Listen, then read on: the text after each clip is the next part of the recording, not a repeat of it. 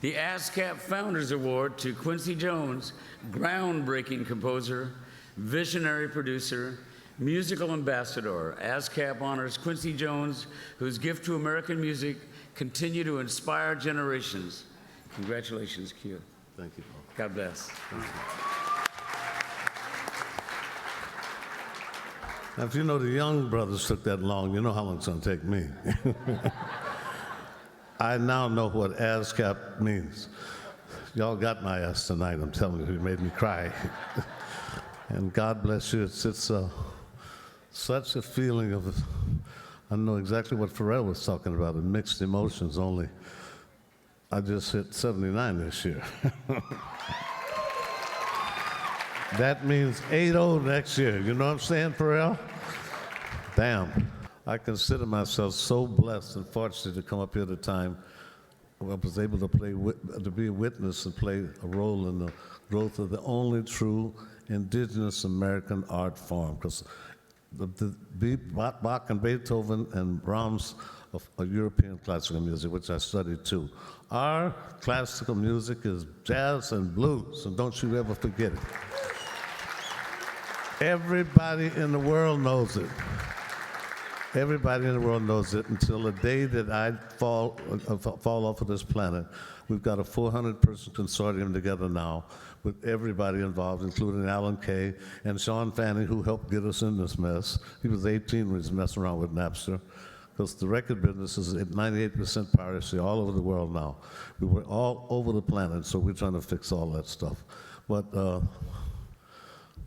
we've got these people, all of the schools and Santana and Herbie Hancock and everybody you can imagine, to try to get a minister of culture in the United States. We're the only country on the planet without a minister of culture. And every country in the world knows more about our music than we do. And it tears my heart out, it really does. Everybody, Germany, Russia, everybody, they know everything about us. Japan, Switzerland, France. If it wasn't for France, we probably wouldn't have had jazz in New Orleans, in Congo Square, or in Paris, you know. And it's an amazing story that's never really been put together properly. And I didn't mean to get up here to preach on this tonight because I'm too full of it, much emotion. We were coming up in Seattle, and I'm gonna be very honest, my daddy was a master carpenter. He worked with the most notorious triple lead OGs on the planet. These dudes, they think they're bad. They really do, man. Man, they should try Chicago, man, in 1930. Are you kidding, man? Chicago in the 30s, man, made Compton and Harlem look like Boys Town, man. And they didn't need 9mm, man. They'd get a slingshot and put a steel Aggie in your butt and take you out, man. I got my switchblades in my hand and an ice pick in my head as my badges to prove it when I was 7 years old. And so don't somebody tell me about the hood, you know, I don't need about it. They probably didn't know it to me until I made Michael Jackson records. I was around a long time before that, brother.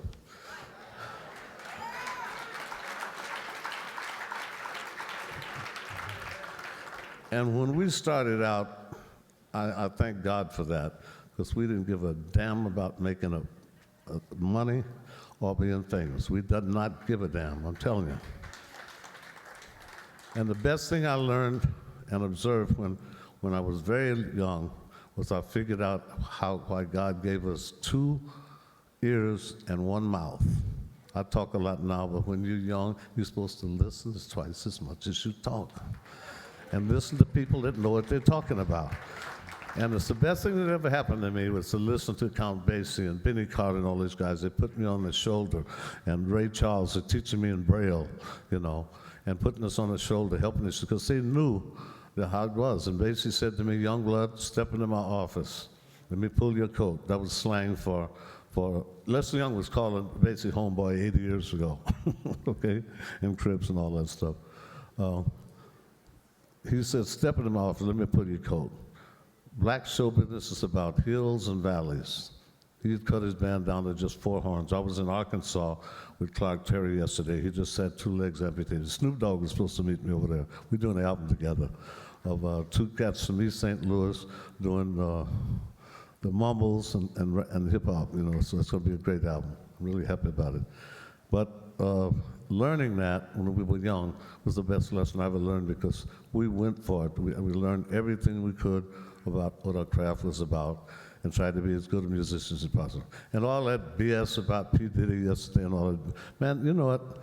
The internet with all them raggedy dudes with their pants on the ground, not under their own name, out there hating everybody all the time makes me sick, man, it really does. And because they hate on y'all too, they hate on everybody.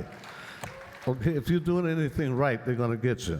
So I called P. Diddy afterwards. I knew P. Diddy since he was going out getting hamburgers for Russell Simmons and Andre Harrell. I've known him that long, you know. I don't need to rag on him. I know who he is. He knows who I am too. I never told nobody I was a rapper. But when you're talking about, we're just trying to define things and understand that God gave us 12 notes. Can you believe that? For the last 500 years, He gave us 12 notes, and Nadia Boulanger, who I finally studied with at the end of my studies in Paris, she said, until God gives us 13, learn what everybody did with those 4 notes. Everybody. You know, from Brahms, and Beethoven, Bo Diddley, Basie, Coltrane, everybody. And it's very important for you guys, man. I'm talking to you young brothers like my brother now, because you're going to need all that to go. The first 65 years are the hardest. That's the hardest part. But I know what every one of you does out there. I know the writers, trust me. We were with Drake and Sundance with my daughter. She just produced and wrote and starred in a picture called Celeste Love Jesse Forever. Go see it. Anyway, we talked about a lot of this stuff. Because you are the future. You definitely are the future, you know. And I believe that from the bottom of my heart and everything I know how to do to make sure that what we learned gets spread and passed on to the next generation so you understand what Clark Terry and Bumps Blackwell and Duke Ellington and Count Basie and all these people meant to me. They made my life, you know, and I listened to them. And today it makes me so proud to look out in this audience. It's filled with all my young homies out there. And Pharrell, next time, do me a favor, man. When they put black tie on the invitation, tell me what a goddamn black tie is. I saw your black tie, man. And you know what Sidney P. said? Can I tell him, Sidney? Can I tell him? Sidney said next time he's going to wear his underwear.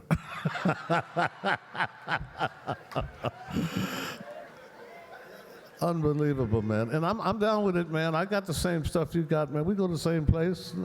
Ain't no mysteries out there. Please. All of a sudden, all over the world, I see the dudes get the scrub together and the socks come off.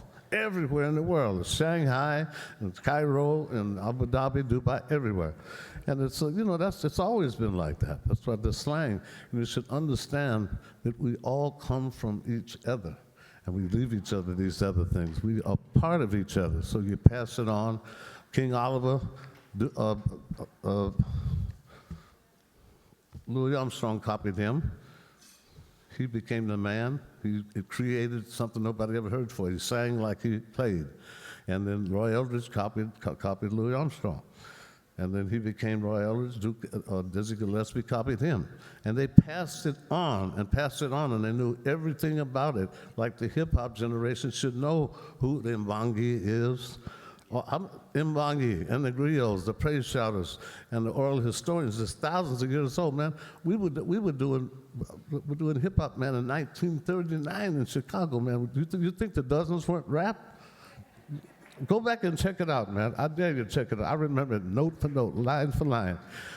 The Scorpions and Giles Edge C and the Vagabond Bangs would get into playing the dozen about your mama, because in Africa, that's the highest insult you can have. And so when you get into your mama, you're getting serious, you know. And man, you know, they had some serious raps about their mama. They make some of y'all sound like priests, man. I'm back in the 39 in Chicago. I'm serious. And Pharrell, anytime you want to look at it, I got some of it written down. I used to memorize it, but I got some of it written down. I know you know about it, but I'm going to show you. Anyway, guys, Paul Williams, again, thank you and the board and the membership for giving this great honor, and all of these beautiful, humbling people. It made me cry, but he finally hit Secret Garden. You got me. All of it took me out. One at a time, it took me out. And ASCAP, all of you beautiful people here tonight, I thank you for being a part of my life. Don't stop till you get enough, man. And I'm telling you, when it rains, get wet. When it rains, get wet. Work hard, work your butt off, and party hard. That's all I can say. And live your life.